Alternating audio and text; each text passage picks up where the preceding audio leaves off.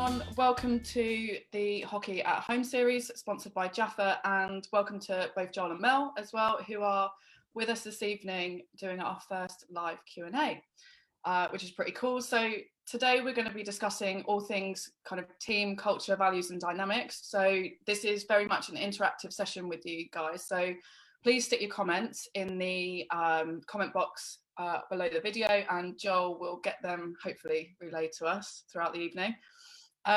Also, if you can take the time now to share this video on your Facebook page, it'd be really good. See if we can get as many people interacting and watching tonight. So yeah, we've had some questions throughout the day on our various Instagram and Facebook pages. So Joel, do you want to start with a couple of them? Yeah, okay. So first question, has your approach changed over the years, RE culture? Do you want to go first, Mel? Yeah, I can do.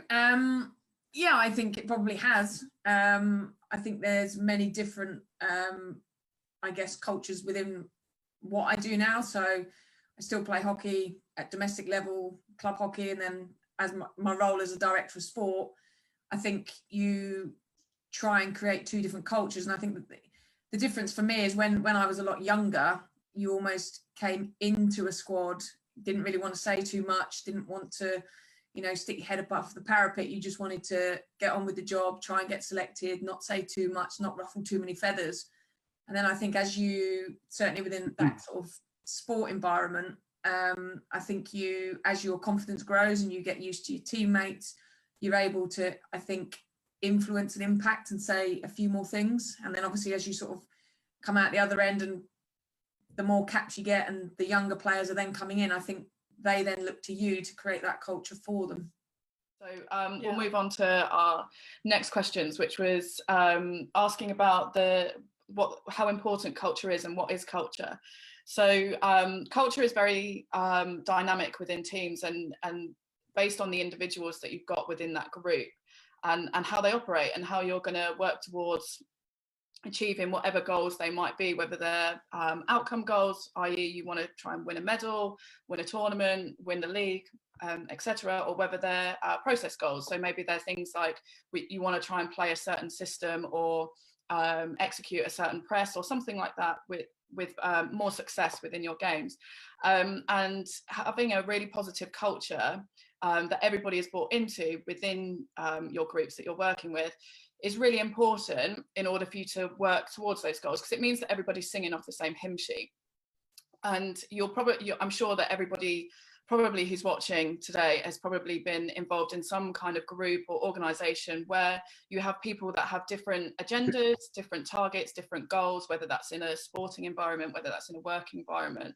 And that's where teams and team dynamics can be quite challenging at times. And I'm sure Joel and Mel and definitely myself as well have experienced things like that. So this is why we wanted to talk about culture tonight, is because it's so integral to almost success, and also how you can get buy-in from your players so that everybody is then working towards that same outcome. Would you guys agree with that? Yeah, definitely. I think the true test of a culture is when things are not going your way. I think it's very easy to come up with some values or come up with the culture that you want to be, and it's easy when you're winning, or it's easy when you're being successful in the workplace, you're being promoted, etc. But the moment the wheels start to fall off, that's where I think you really begin to see, well, did the players or did my work colleagues really buy into it, or was it just a case of yeah, that's great. And it's interesting on that topic of culture. How long? I mean, I've got my own views on this, but how long do you think it takes to set up a strong culture in a group to the point where it's ingrained, it's just there, you don't have to think about it, the expectations are set, and it then just becomes like this hidden thing that just everyone is aware of, which then leads on to positive outcome, positive results, positive movements in business, in sport, in teams, whatever? How long do you think that takes? I feel like that's like the question that all coaches and people who working in teams want to know the answer to. And I think it's a case of how long's a piece of string. I think it's a case of how much time do you dedicate to actually building that culture how much time do you give to getting to know your players, getting to know the people that you work with, and actually what makes them tick and what their values are. And then your kind of methods of building a culture will emerge from that. And it's a case of every experience will then add to that, to quote Andy Halliday, that layer of Kevlar that the group has. And therefore making that culture stronger and stronger. The challenges that you have with that is obviously, for us coaches that are working in schools, in universities, in clubs, there's a turnover of players, there's time constraints that we have, and things like that, and also like performance outcomes. People want to win the league, people want to win games. So I think it is a case of like, how long is a piece of string? But the more time that you dedicate to actually understanding your players and the people that you're with, and emphasizing and working together to get that common goal, I think, and how you're going to get to achieving that common goal will help build that culture quicker, because you get the buy-in from players then. It's interesting, isn't it? 'Cause if you certainly, when I was working in different teams I've worked in from a policing and military capacity, you wouldn't be allowed long to buy into the culture, and you'd be identified very, very quickly if you did or didn't. And then there, you'd have opportunities, then there would be a cutoff line. And if you became one of the I don't mean it really, but the rotten eggs, then you would, for the better of the team, quite quickly be removed from that place, that space. So I guess from a team perspective, I think there needs to be, for a good culture to be in place, in my opinion, everyone has to buy into it. If you get a 50% buy-in, it could take months, it could take years, it could take a number of years. If you get everyone positively, with enthusiasm, buying into that culture and agreeing with it on their personal level, because that's also a big part of the jigsaw puzzle, then I think the culture can be set quite quickly. But again, to get, talking to Mel there, if you've got the whole of your international team, I'm sure at times over your career, you had a number of people that bought into certain things and maybe a few people that didn't. That slows down the progression of the team. Is that fair to say? It is fair to say, but I think it's also, if you create the culture and you create an environment, for me personally, it's what happens to that individual when they step out of line. So if you have got 2 or 3 that aren't buying into it or aren't doing something, or you come up with a team rules and regulations which is part of your culture, if somebody breaks one of those rules and regulations, whether it's business or work, well, what do you do with that individual? Because if you let that individual get away with it, that culture that you've been spending however long building up, short time, long time, is almost worthless, because it's a case of, well, I broke that, I didn't do that, but there's no repercussion to it. Yeah, I mean, that's something that we, as a Hockey for Heroes group, the men's team in particular, are very aware of, because we, as a group, don't spend a huge amount of time together throughout the year. So we need to make the time together really positive and really focused. So we spent some time last year in December putting together, as you say, that kind of code of conduct within the group. And for us as coaches and as kind of leadership, a leadership team within that group, thought that was really, really important, so that people can hold each other to account in that. Because I think it's a challenge that we have as leaders within groups, that at times we want to be, we want to try and work to that collective goal all together. And, so it's not an us and them kind of dynamic. So setting those kind of, that code of conduct, I think has been invaluable, because it means that it's not always, one person that's, ruling with an iron fist and is saying, right, we need to do this, you need to do that, you need to that, why haven't you done this, why haven't you done that? Where actually that can be quite negative and quite disruptive for a group of people and for a culture. Whereas if you've got a group of players that are turning around and saying, or a couple of players that are like, oh mate, why were you late for that, why weren't you here on time, like, come on, we need to have better standards than this, then because there's a relationship there as well, there's, I would argue, more accountability to one another, because you don't want to let the person on your team down. That peer-to-peer engagement, isn't it? Yeah, and I think that's such an important thing as a coach for us to try and facilitate, to try and improve within our teams and to give the opportunity for that to happen. And I think sometimes that we kind of as coaches expect a culture to appear without necessarily putting the right or giving the opportunity for those kind of like values and standards and expectations to actually be talked about. We've got a more of a statement than a question here, but it's more if you agree or disagree. Yeah. If you have the right culture in the group should police itself. Do we agree or disagree? Yeah, I would say. Yeah. I think that's I think that's a really good question, actually, or statement. I think that's right. I think to have accountability to more than just, you know, the coach. But I mean, let's make this relative. Look at the position we're in right now. COVID-19. Our coach, our captain, our lead boss man, Boris Johnson, is telling everyone to stay in the house. Like, everyone should be accountable to each other. Like, why are people going out? Why are they going down the parks? Why are they not listening to the advice of the leaders in this country? And I think that's where, you know, peer-to-peer accountability could actually get a grip of those idiots and get them back in the house. And it's exactly the same in a sports team. You know, if people are stepping out of line, if they're not meeting at the right time, if their, you know, their conduct is wrong for the platform they're in, it shouldn't just be accountable to the captain and to the coach or the leader of that group. It should be accountable to every playing member of that squad. That's the elite level. Yeah, I think that's where it's really important to set your goals and targets as a group, and for everybody to get an understanding of what they're going to have to go through in order to attain that goal, to reach that target, and to, you know, ultimately, hopefully, have a really successful outcome from the process that everybody goes through during a season or whatever they're working towards. So making sure that everybody has a really sound understanding of actually what needs to happen in order for you to achieve that goal, I think helps with that accountability.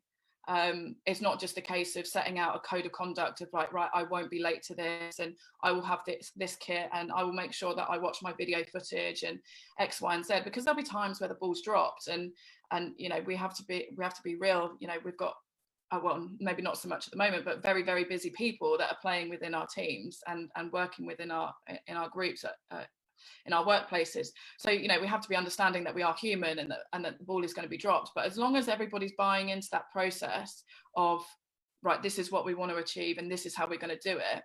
The challenge is when we have people or anomalies within the group that have kind of got their own personal agendas. And this is where we spoke the other night about egos as well. You know, what happens when we've got an ego within the group who, you know, maybe wants to do things slightly differently? That's another challenge within itself. But I think collectively, for the vast majority of groups, having expectations set out really nicely, really clearly, and something that's led by players as well. I don't know if you agree with that, Mel, in the environments that you've been in, whether you've had experienced things that have been more successful because it's been led by players opposed to led by coaches. I don't know.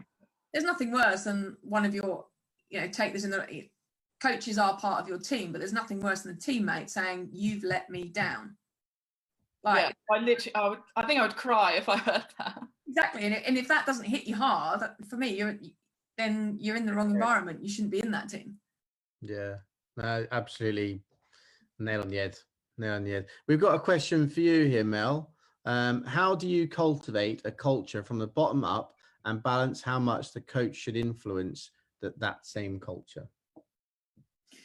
I think it's important to, and it's not just about sport. I think it's workplace as well. If you're going to get everybody to buy into a specific culture, then you've got to give everybody a platform and an opportunity to put their point across, put a value across, you know, what's going to motivate an individual. And I think it's, you know, if you use a club setting as an environment, this year I was the eldest at just over 40. You've got youngsters in there that are 15, 16. So for me, it's how do I get the voice of the 15, 16-year-old into that culture that is, you know, it might be one word, it might be one sentence, but that for them means that they're part of that. And I think the more I've played sport and the more I sort of sit in a director of sport role in the workplace. You can sit there all day and try and dictate from the top down, but there's no point in doing it, because I might have my own vision, but I see my role as that facilitator, and I'm almost guiding, to an extent, the team down the route that perhaps I envisage us going. But I'm also prepared to sit there and admit that the direction I've thought of may actually not be the right one. Yeah, no, that makes sense. Someone may come up with a brilliant idea or a brilliant, no, we want to do it this way, and I'm quite happy to hold my hands up and say, yeah, if someone's chucked a better, more cost-effective way to do something, then the good leader and the good culture allows that platform to go down that path rather than just doggedly go down this way. Yeah, I think everyone expects a coach or a head of a workplace to have all the answers. Yeah. And, you know, we're looking at you because you're being paid the big money or you're being paid the salary. Well, no, it's not about that. That is such an important point, because in any team, in any environment, the team is as strong as its weakest link. And if the weakest link sits there and says nothing and doesn't even, you know, have the confidence or feel that they can pitch in and give value, then the team is quite weak. Irrelevant of whether people agree with that pitch in or that comment or this, that, and the other, they should have the platform to give input, to care enough to be progressing. So just on that, with leading on from that to Steph, how would you advise like an under 8, 9, 10, 12, 15 team to start implementing a culture into a team, into like youngsters, for example? How do you physically actually go about doing that? I think it's a good question. Firstly, I think the first thing that you can do is, and something that's really important when you're working with youngsters, is to set a really good example yourself, and to kind of emulate how you want your players to behave. So if it is things like being on time, if it is things like having the correct kit and stuff like that, which, you know, I'm a PE teacher, that's a challenge that we have faced all the time on a daily basis, then it's up to me to be emulating that behavior. As soon as you start to step out of that level of expectation, as soon as you start to be a little bit late or not as organised as you should be, then kids will jump on that and they will feed off that, and so that can be quite damaging and you've then got to patch all of that stuff up together. So just set really, really good habits for yourself to begin with, and then you can kind of start to pass things over to players as and when those habits are starting to be ingrained. So once they are, you know, coming with the right stuff, getting there on time, maybe once they are starting to feel a little bit more comfortable in your environment, i.e. with your question and answering and discussions, I would then suggest really spend a bit of time getting to know your players, and get to know maybe what interests them outside of hockey, if we're talking within a hockey perspective, and just find out a bit more about them, because you might find that actually they have got skill sets from elsewhere, and they definitely will. They have skill sets from elsewhere that means that they like doing things like, I don't know, collecting up all the equipment at the start and at the end, and you can give them little responsibilities there, through to larger responsibilities like setting out you know, captaincies and things like that, and giving people opportunity there to have a little bit more of a say and a little more of a buy-in to what you're doing as a coach, opposed to, as I say, being quite a dictator with it. If you're going to pin three key points that you're going, or 3 bits of advice you're going to give and under a young Colts dad who's running the team to start implementing a culture, 3 points, go.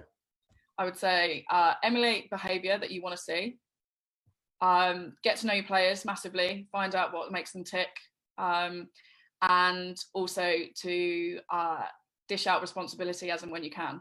Cool. Mel, be supportive with that. Crikey, it's dependent on the age group, so I would start small. So, you know, if you're talking under 8s, might be 1 or 2 things, very simple, and then you build on it as that team goes through.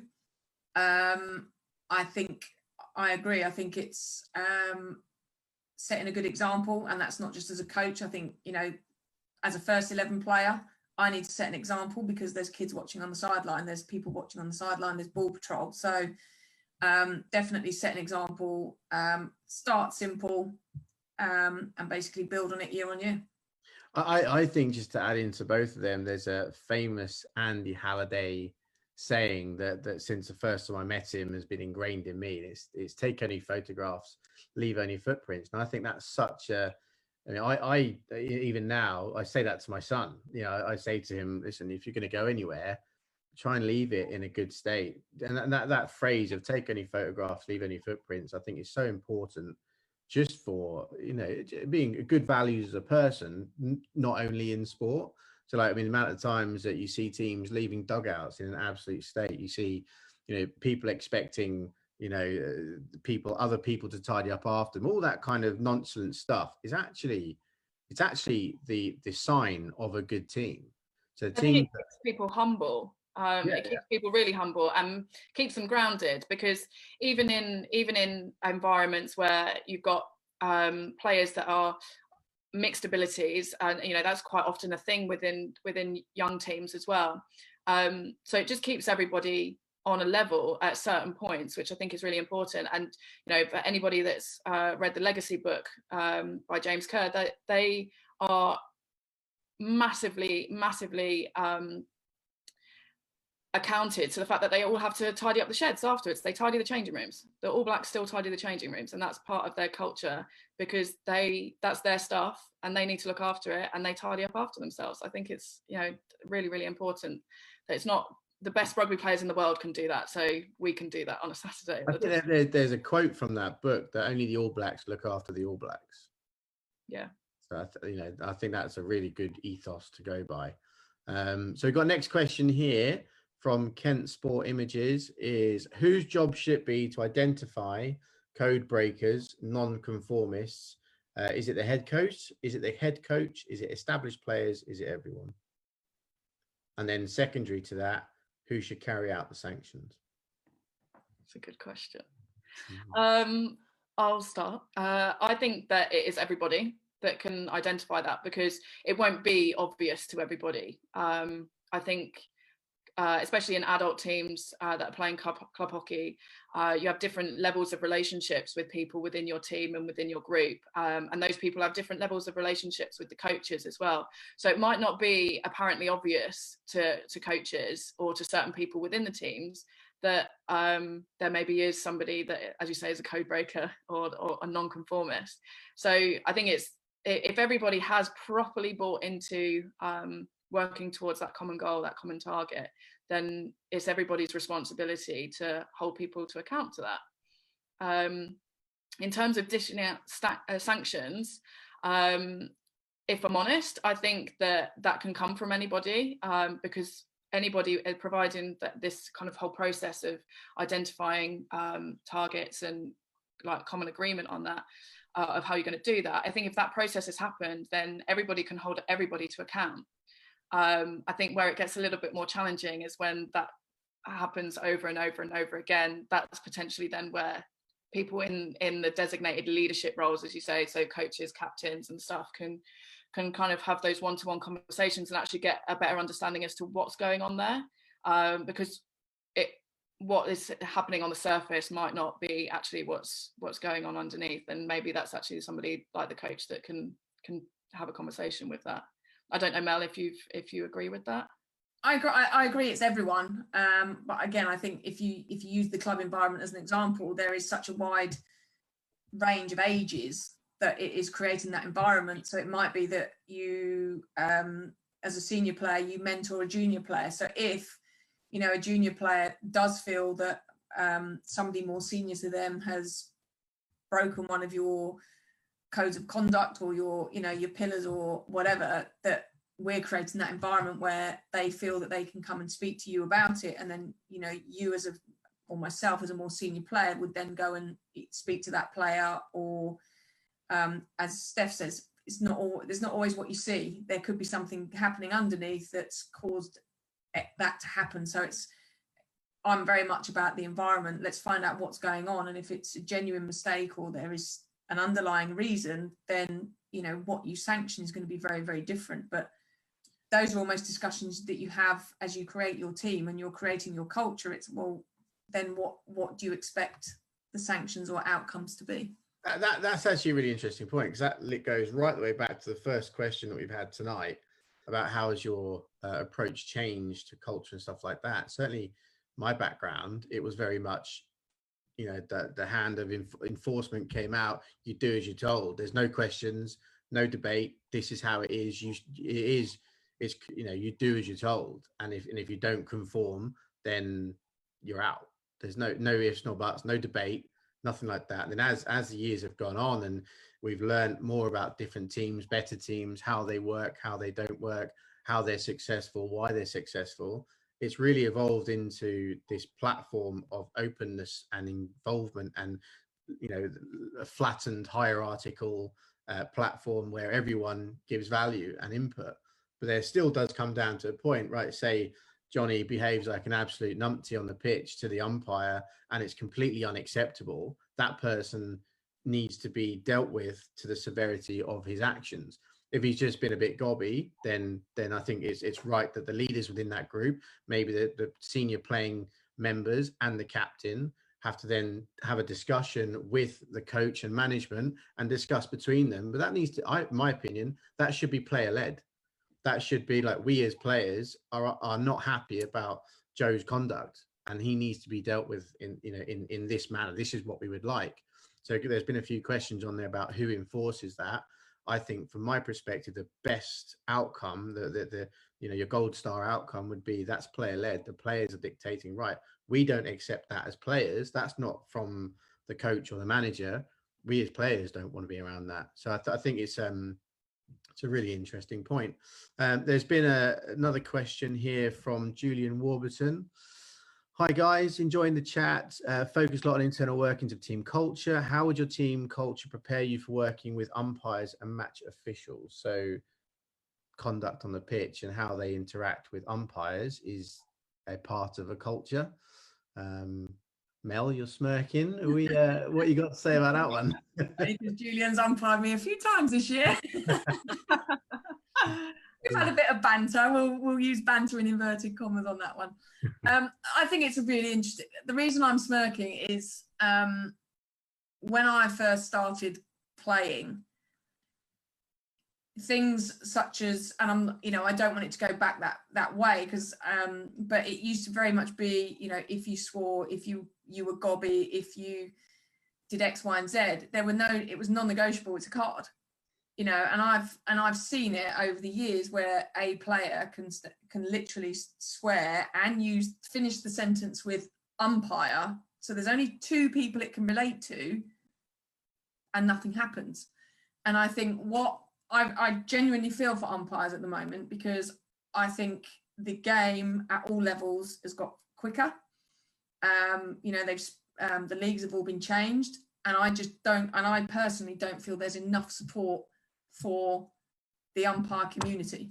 So as an elite athlete, which you still are and have been, playing at the top level of your game, why is hockey not the way rugby is when it comes to the respect aspect towards the officials? My personal opinion is we've let football come into our sport. I think, I don't know why it's happened. I mean, don't get me wrong, I do have the odd outburst now and again. I'm not going to say I'm sat here with a halo above my head, because that's not the case. But you're human. We all have it. Yeah, but one thing I did is I did my umpiring qualifications, and I will go and umpire in my club. So actually, if I'm going to, I usually say to umpires, I did this qualification to help you out on a Saturday, just to try and have an icebreaker and a bit of fun. But actually, it's putting myself on the other side and seeing that when you go and umpire a fixture, it's not great. It's not nice when the opposition or your own team is actually is saying stuff to you or having a go at you, and you think, well, no, actually, that's not nice. And actually, they're there doing a job. I'm there doing my job. I'm just fortunate that I've got 15 teammates in my squad on a Saturday that can help me out. For the umpires and the match officials, there's 3 of them. And sometimes I think we forget that as well. And I always say, one thing I always say to my team is, if you walk off the pitch and you've had the perfect game, no mistakes, then you can go and have a conversation with an umpire. But until then, don't blame them because that goal went in. Because actually, they're all human. So a lot of that again comes down to the standards and the values and expectations between each other of a player. I mean, I won't mention his name. There's a very, very, very, very, very, very good friend of mine who on the hockey pitch, he's horrible. He's absolutely horrible. Get him off the hockey pitch and he'd do anything for you. Stick him in a Hockey for Heroes shirt. He conforms. He plays the game. He's very respectful. Doesn't, you know, he plays in the way he should. Why can't he do that in his home game? I'd probably say it's expectations and values within that team that he plays with, and maybe they need to hold him a bit more accountable to what he's doing, and he needs to buy into that himself also. So it's interesting. It's very interesting. But me personally, my first sport's always been rugby. I've always found that aspect interesting, and I've used that phrase before as well.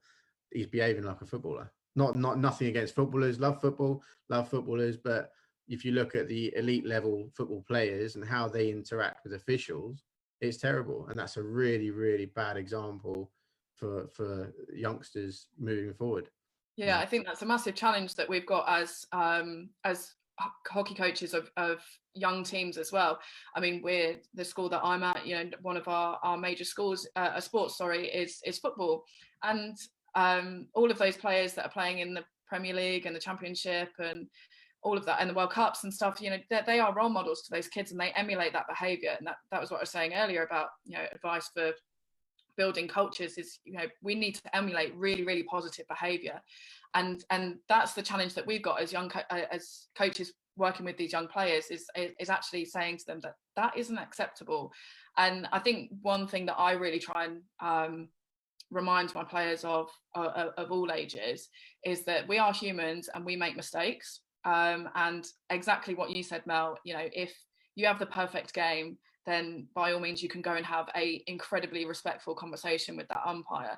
But until you get to that point, you know, how would you feel if somebody was stood there pointing at your every mistake and your every flaw within a game of hockey, where, or any game for that example, or any environment where you're potentially putting yourself out there to make mistakes and under a little bit of pressure? I don't think, and I really do try and, as you do exactly the same as Mel said, try and give players the opportunity to be an umpire and to be a coach and to experience those different roles within sport, so that they can get an understanding of actually, you know, it's actually quite frightening holding a whistle and trying to control 22 people at one point, and that mistakes happen. You know, that's normal.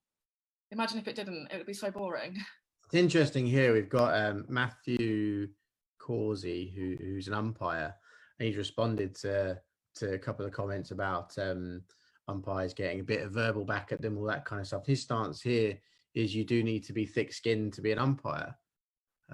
Yeah, but I think to a point, I think hockey as a community should have higher standards of the people playing it.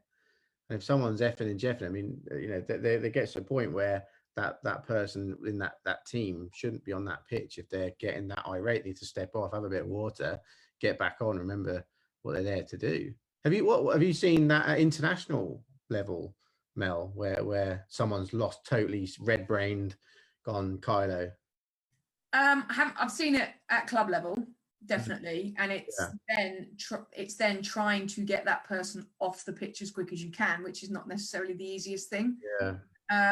And I think it's really hard, because I think on the international scene, there's such a small number of umpires that umpire internationally that you get to know them, they get to know you, and you can have a bit of a laugh and a joke with them, you know, off the ball or something like that. You know, I remember quite a few times, I'd make a comment to a South African umpire, and I'm like, oh, you missed that one then, and she'd go, yeah, but do you remember that one that you mistrapped and they scored from?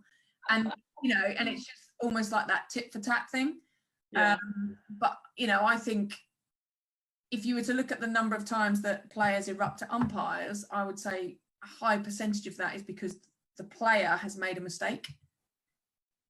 The player made the mistake, and then the next thing that happens that the umpire blows them for, they erupt at the umpire. they've probably got it right, but you just think that's okay. Yeah, I think I completely agree with you there. And I think the way that we can try and manage this better from the playing side of things and the coaching side of things, I think it really does go back to, is having that eruption on the pitch, is giving the umpire what for, or having that red brain moment actually positive towards us achieving our goals and our targets? No.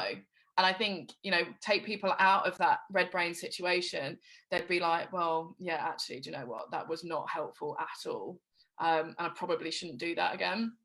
So I think, again, that kind of level of accountability within your groups will help with that. And hopefully, once that culture and the values of that group are a little bit more embedded, I would hope that that kind of outburst scenario happens less and less as that team goes on. The challenge is, of course, is that not every team and every group that umpires come across have those values and cultures being worked on within their groups. That's a massive challenge for umpires, because they don't know what's going on behind it. Is that actually being addressed within that group? Probably, I would say 9 times out of 10, if that player is behaving in that way, probably not.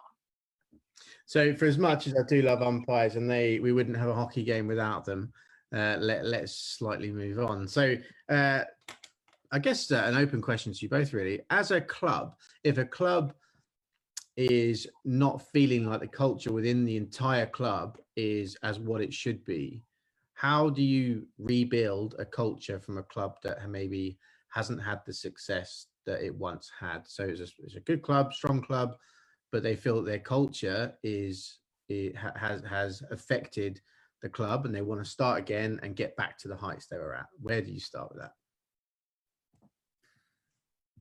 You're using Canterbury as an example there, are you? No, I wouldn't dare. Dizzy Heights of Europe down to relegation. No, there's a couple of clubs that spring to my mind. I know. I think it's really tough. I think it depends on the situation. So for us, we've lost a lot of what I would call our senior players. So in 1 year, we lost a lot of international players. And then I think you almost have to go back to the drawing board, because having 6 or 7 international players driving your culture, holding people to account, holding each other to account, is very different to having 1 or 2 internationals, a group of younger players.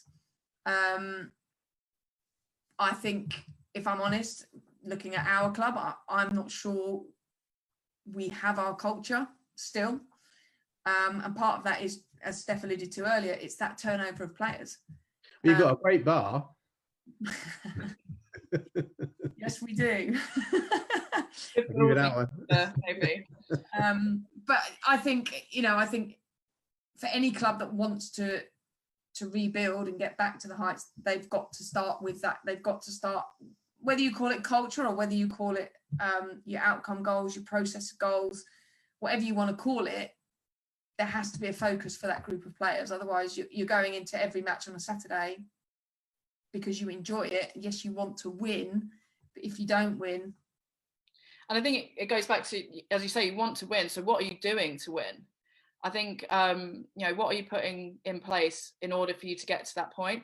I think if you're starting from the very beginning, from, as you say, maybe you did have previous success, you have to be really real with what's in front of you. And actually, what are the strengths and capabilities of the group that's sitting there in front of you? And, is, winning the Premier League, the most realistic expectation here? Is it actually finishing mid-table? Is it maintaining league status? Those things that, I think you have to be, as a coach in particular, you have to be really real with that. And I think that's the challenge sometimes that you have as a coach with a group of players when you are having these discussions, is saying, you'll have players and say, yeah, let's go for promotion. And you kind of have to be like, well, actually, do we have the tools that available to us right now in order for us to realistically get to promotion, to a place where we're near promotion, or get to a place where we are being promoted?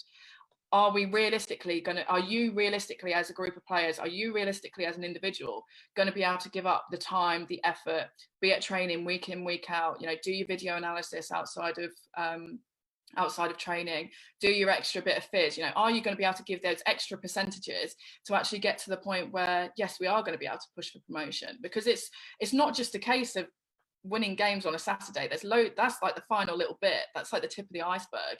You know, it's all the prep that goes in before that. And this is where, as a group, I think each individual team have to sit and be able to turn around and say, yes, all of us in this squad are going to commit to that. We've had an interesting question here, or kind of comment on this topic from Lucy Briscoe. And she says, depends what you deem as success as a club. You could have a fantastic culture, but it's okay to not perform to the success of what you want. I'm not sure many clubs, in brackets as a whole, have a successful culture. I think if this changed, this could change clubs if it was focused on for the better. So I think that's quite interesting, because I think she's right. Like the culture, again, as we've previously spoken about, comes from the players, what they want. But then also in that, what do you see? What do you want from 2 years, 5 years, 10 years? And that strategy and that plan also guides your culture, because you have to fit the right culture to what your aims and mission statement is, where you want to get yourself. So it's interesting. So say you've got a club, you know, again, I could use Canterbury as an example. So your aim is X. If your culture isn't aligned to that aim that you're going for, then you're not going to achieve it.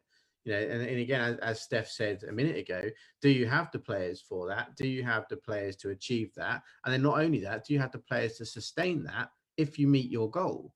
And that's where I guess the 3, 5, 6 year plan comes into place. And Mel, you've alluded to you having a young team at Canterbury. I presume that would mean that next year you're not aiming to be back in Prem, EHL, or whatever.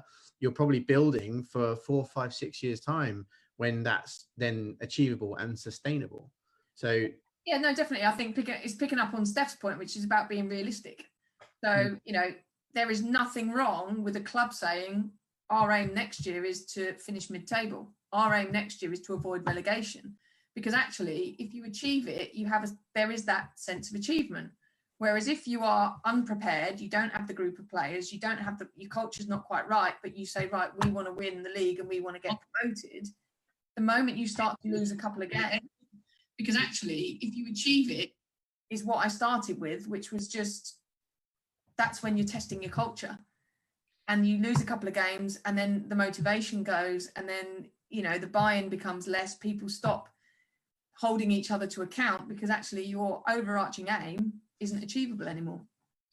Yeah, and I think it's really important to emphasize what she was asking there in that question, and in saying that success, it completely depends on what you say success is. I mean, you know, we've been discussing stuff to do with like first teams and winning leagues and things like that, but it's building a culture doesn't necessarily mean that your outcome is winning.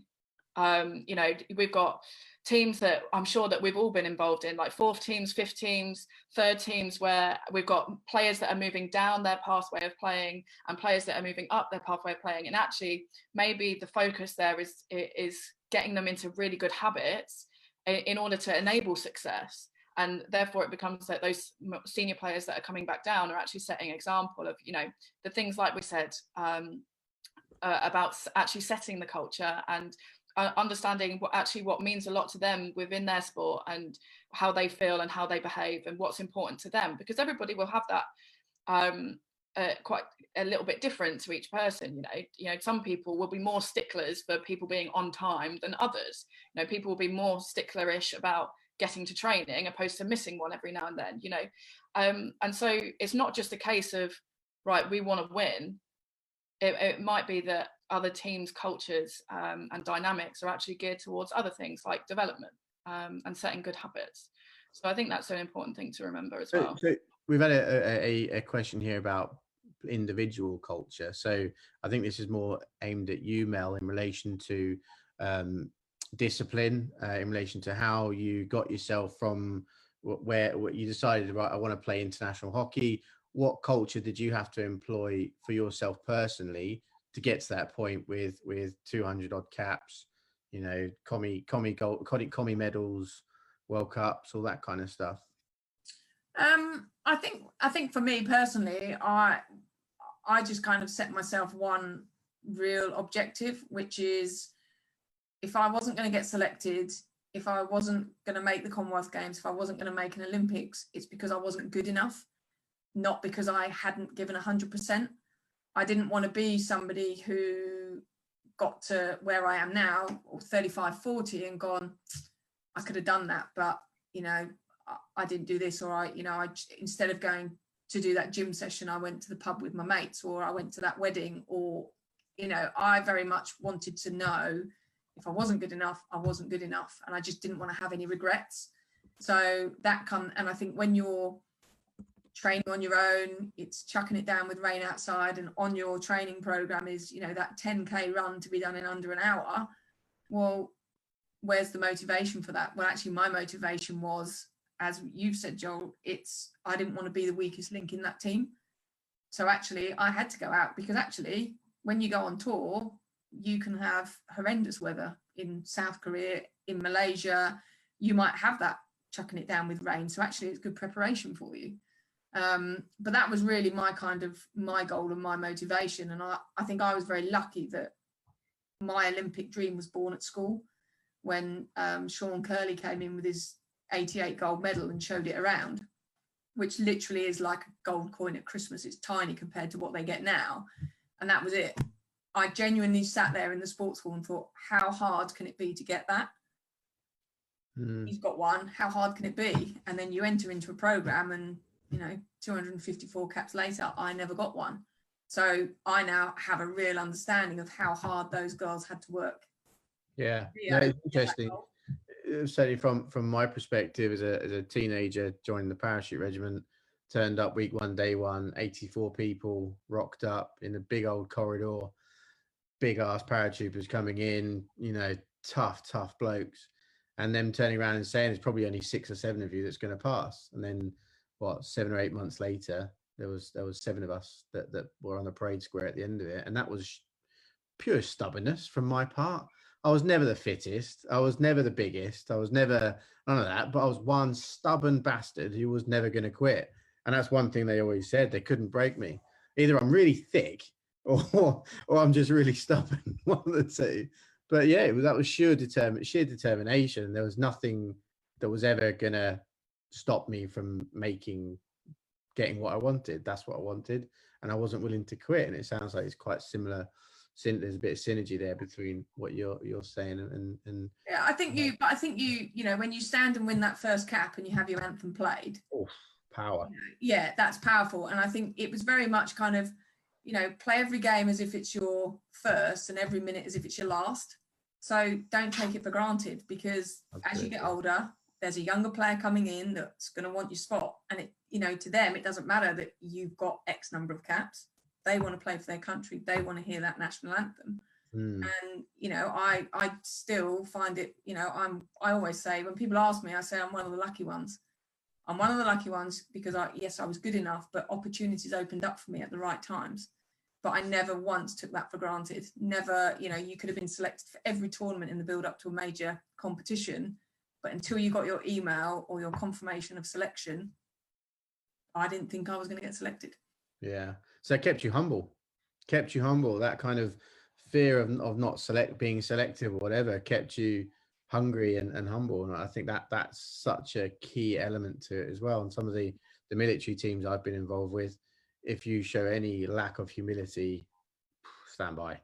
You'd be on to a hard time, and they'd expect you to be setting the example. And certainly when you start becoming a more senior person within that team, sport, whatever, they expect you to be a leader. They expect you to turn into a leader and set the standard.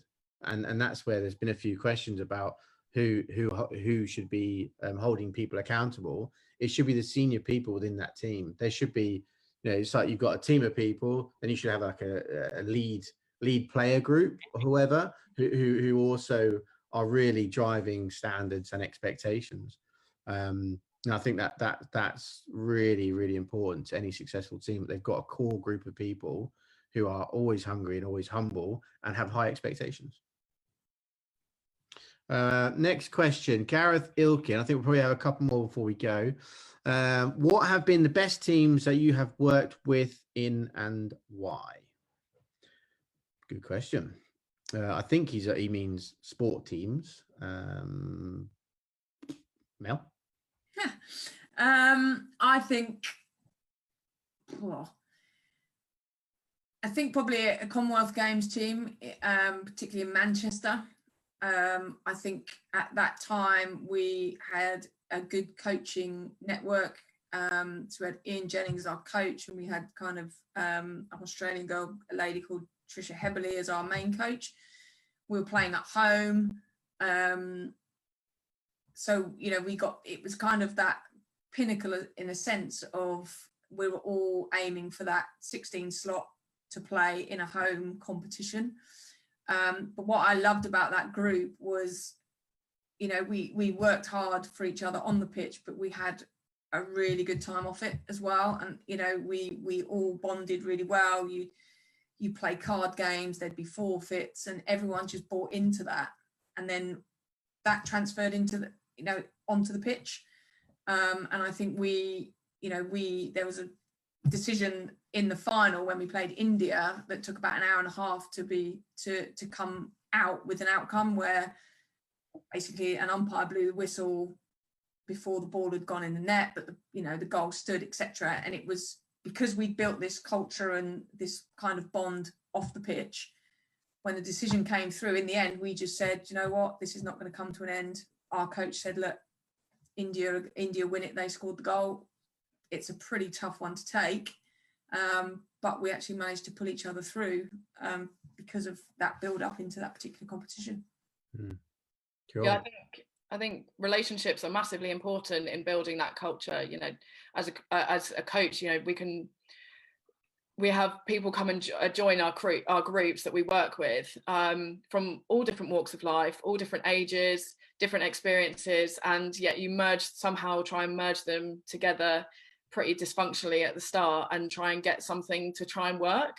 So I think it's definitely something that is not given enough time to, if I'm honest, of actually allowing people to build those relationships. And part of that is because there isn't the time. You know, some of us only see a group once or twice a week. So it is massively important, I think, for the players to want to build those friendships with one another.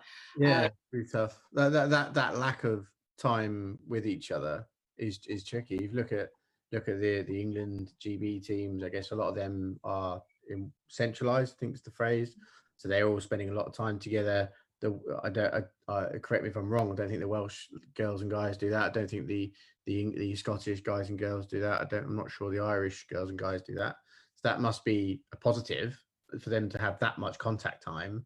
Can only be a positive. And certainly, if I was to answer that question, when I was working on the firearms team out of Luton, the team that we had there was just outstanding. There was no situation we couldn't deal with. We could read each other. We could read body language, facial expressions. I could predict what one of my operators was doing before they even did it. I just knew what they were going to do. And I think that level of understanding between each other creates that elite level.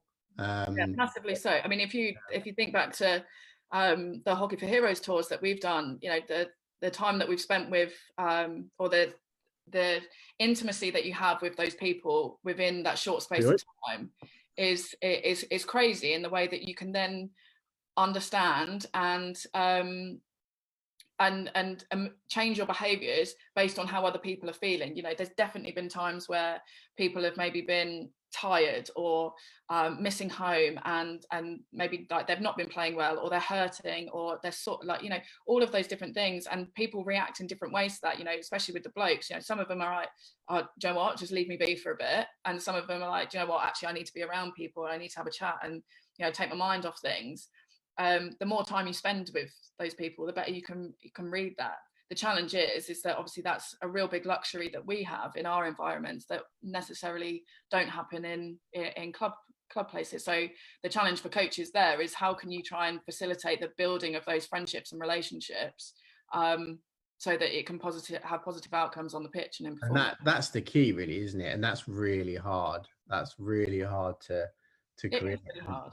And that's just time, persistence, and buy-in from everyone. Just quickly moving on from Gurdeep Sandhu, which coaches have influenced your coaching/playing journeys the most? Brennan. That's a good question.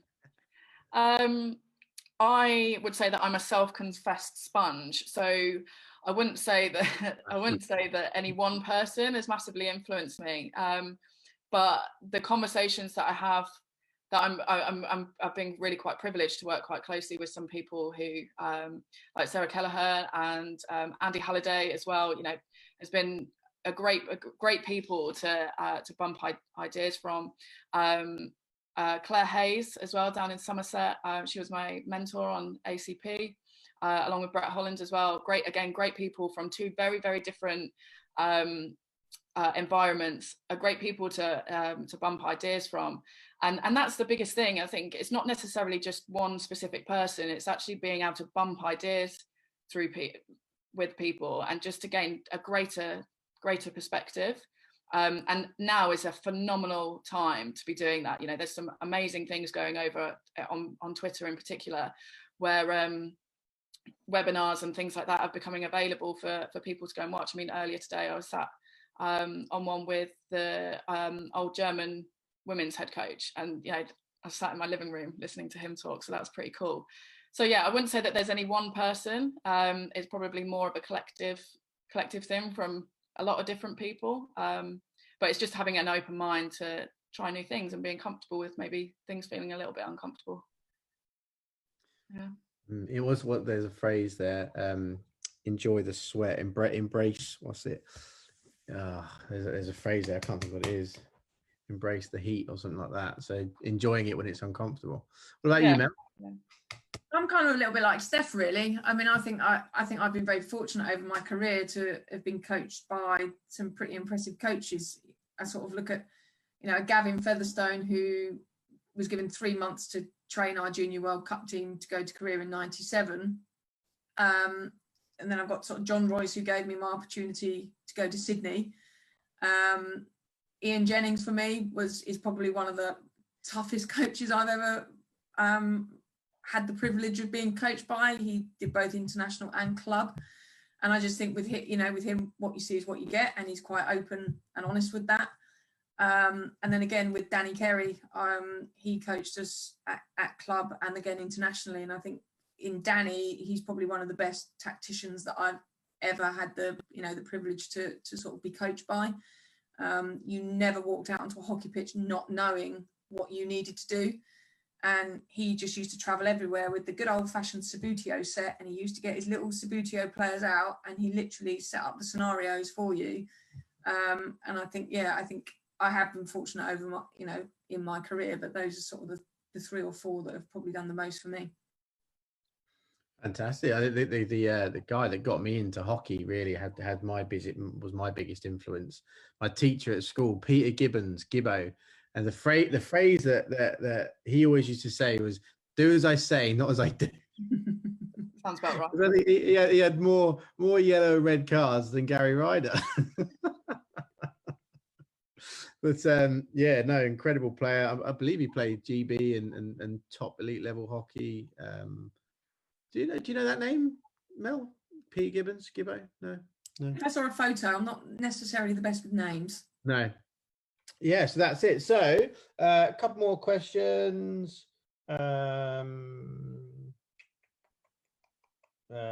one then. Would you say a culture starts with one person or a collective? I think it can start from one person. That's just my thoughts anyway. I think it can start from one person. I think through encouragement and understanding of other people, that you can get the message out about actually how important maybe their value, like how important the values are to have as a group, and not, as long as it's not enforced in a dictatorship kind of way. I think it's through encouragement and through building friendships and relationships, that yeah, it can absolutely be started by one person. Yeah, I think an individual can plant the seed, and then it's getting everyone else on board to help develop it, nurture it, and watch it develop over time.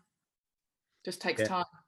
I categorically agree with that. Sometimes one person's got to stick their head above the parapet to actually make influence and change.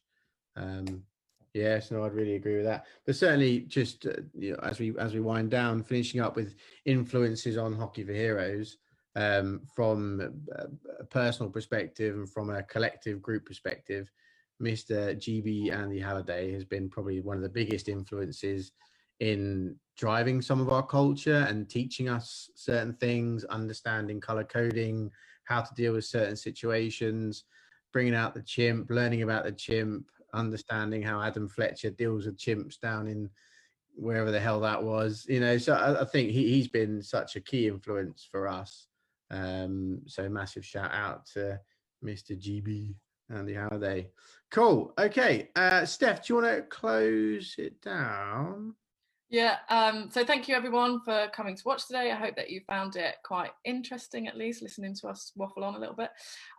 If you've got any other questions or any things that you want to share and talk about, then get in touch with us either through Hockey for Heroes or on my platforms, which is SJB_coaching, either on Twitter or on Instagram. I'd love to hear from you guys. And we'll be back next Monday. So this video is now available on Facebook, so please do share with people that maybe weren't able to come tonight. And yeah, we'll be back next Monday for the next in the Hockey at Home series. Oh, and don't forget that we got Stickwise on Wednesday, the goalkeepers, the Fortitude lot on Fridays. That's quite good. They're brilliant. And then probably another disgusting AJ session on Saturday morning, which was really good. If you didn't get to go there on Saturday, it is available on here. So yeah, check it out. These Hockey at Home, this Hockey at Home series is sponsored by Jaffa Fruits. A big shout out to them. Thank you for allowing us a platform to do this. And make sure you share and like this video to get it going round. Let's make Steph Brennan a superstar. Cool. Okay, guys, take care. Cheers.